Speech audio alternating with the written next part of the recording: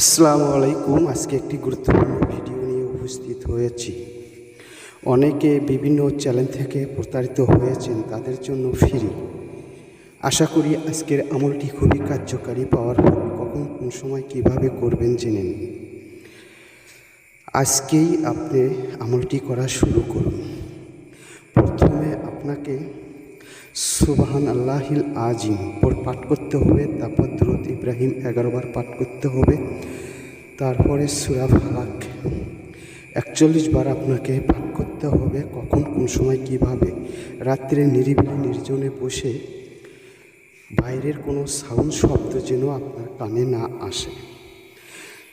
এক বৈঠকে আপনি চতুর্দিক দিয়ে গেন্ডি কেটে নিয়ে গেন্ডির মধ্যে বসে আমলটি করা শুরু করবেন। ইনশাল্লাহ যে নিয়তে কাজটি করবেন সেই নিয়ত অনুযায়ী হাজির হবে। অন্যায়ভাবে কখনো করবেন না, বিপরীত গতি হলে চ্যালেঞ্জ দায়ী থাকবে না।